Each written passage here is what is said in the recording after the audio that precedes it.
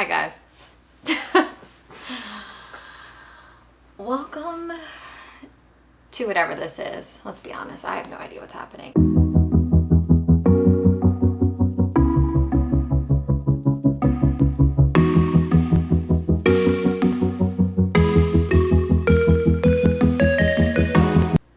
Okay guys, so today I want to talk about like motivation and staying motivated during COVID.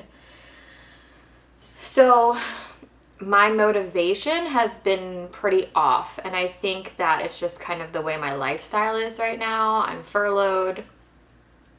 My gym is closed, and takeout has completely changed. So I want to get into exactly the concept of motivation, and I am going to punch myself if I do air quotes again, okay? So there's a lot of things that encompass that thought process of motivation. There's actually a lot that goes into that, and we just kind of call it motivation, okay? So when your quote unquote motivation is down, there's a couple things I tell myself, and I wrote them down because I have the memory of like a snail, so I don't even know if they have good memory. So the first thing I say is when your motivation, when your motivation fails, like this video, that's when your discipline is supposed to step in. So motivation sometimes is that thing you feel to like go out and about and do things and go to the gym and go to the store and do this and that and this. And that's not always present. We know that. However, I don't know if everybody knows that when that fails, when that's not present, then where your motivation left off, your discipline kicks in. And discipline has a lot of facets to it. I think the biggest and most important part of discipline would be the thought process that you deserve the end goal. And I'll get into that a little bit later. But that's one of the things. So when your motivation ends, your discipline kicks in. Second one is motivation is a feeling. So you feel motivated. Discipline is a commitment that you make. It is an action. So you are disciplined, which to like write in my journal every day. Okay. Doesn't always have to be about fitness or eating or this or that.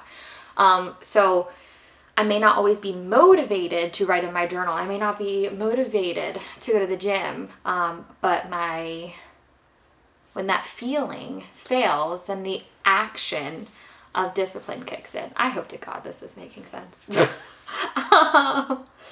So, and then another thing that a lot of people don't tell you, and I actually have seen it more, but it's not like something that's always talked about because the multi-billion-dollar diet community, I don't want them to come after me. I can't afford it.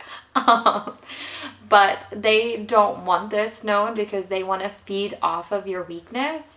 Motivation is not always supposed to be there. It's not going to, and it's completely normal that it's not there, okay? I wish I would have known that a long time ago. And I'm not going to get deep, but I feel like my life would have been a lot different if I knew that it's totally normal for it to not be present, and I'm not a failure because it's not there. So the next one, okay, so this is where I kind of get into discipline and like what encompasses that and what do you need for that to be successful. So discipline is only successful if you believe that you deserve the end result. So that has a lot to do with yourself, and I don't feel like I could put it in this video just because I could talk about that and self-worth and all of that forever. So again, I'm going to say it. Discipline is only successful when you believe that you deserve the end result. So for instance, Weight loss. Everybody, I think at this point, has tried to lose weight at some point in their life. Again, another video. But if you deep down are maybe a self-sabotager, or you don't have like high self-worth, you start to think that you're not worth the pain. And also, there's a lot of other stuff that can go into it. I'm not going to pretend there's not, but one of the biggest things I've seen is that you have to actually believe that you deserve the end result, that you deserve to be in a thinner body. I hate saying that. You deserve to feel comfortable in your skin. You deserve a degree, right? So you stay disciplined throughout college to get a high GPA. You have to believe that you deserve that. I always get so preachy on these things. Good Lord. So another thing I want to call out during this whole COVID thing is balance. And the reason I think that during this time it's even more important is because life is kind of miserable right now. I don't know what state you're in, but I live in a state that's just starting to not be shut down. Can't go really to eat at a restaurant. I have to sit outside. Can't go to the gym, which is another thing. So I'm furloughed. Like my income was all weird for a while. I don't know what's happening with my job. Life is just miserable in the sense of that. Obviously, not everything is miserable. But I'm definitely experiencing more misery than I was before.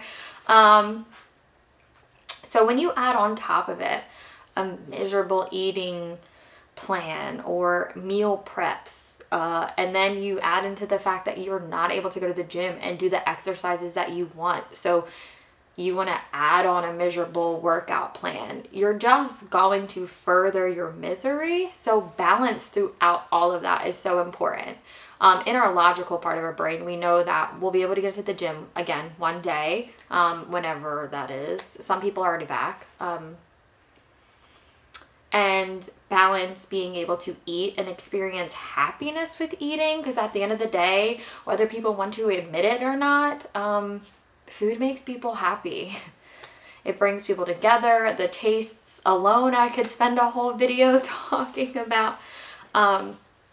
So we definitely have to increase balance more so than ever. And I actually think that now is probably the hardest time to implement any form of balance because our lives are completely disrupted. I mean, yeah, that's basically all I have. I just wish that I knew all of this. For a long time, I internalized a lot of that stuff and assumed that it was faults in me instead of faults in the system. I thought there was something wrong with me because I wasn't motivated every day, when in reality, there is a false narrative that's shoved down our throat, even more so through social media, and the content that we're seeing on TV and stuff like that. It's not accurate. And I think it would help also with my self-confidence, and I probably wouldn't have spent years attacking myself. I would have been attacking the issue, which I've actually seen more of than I ever have. I see people all the time being warriors and attacking the system that tries to attack us. That was really deep, not gonna lie. So this was kind of preachy, and I don't even know if it made any sense. I just wanted to get it out because I wrote about it on my Instagram, and I'm trying this thing where I'm writing about stuff, but I'm also doing videos and kind of seeing like which one gets better feedback. I I will tell you right now that this is harder because I am kind of all over the place and I'm funny. Because you're acting like a volcano, tending to be my savior. Nothing you do can save us. All right, take 75. Here we go. This is an embarrassment to vloggers everywhere. I don't even know if this is a vlog. YouTuber? I don't know. Is that the same thing? The question is, do I change my shirt and make another video? Or do I make a video in the same shirt? I don't know what the rules are of this. Now, if I sit this way, can I like use my peripheral vision? I'm looking right at it. I can't do this. On today's episode of the dark side of the internet, I brought you here. But I met a really, really nice guy on Hinge, and he's gonna help me. His name is Joseph. Not like you need like dating. And I did meet him. I've just been talking to him. Okay, that's getting weird. Okay, gotta go, bye!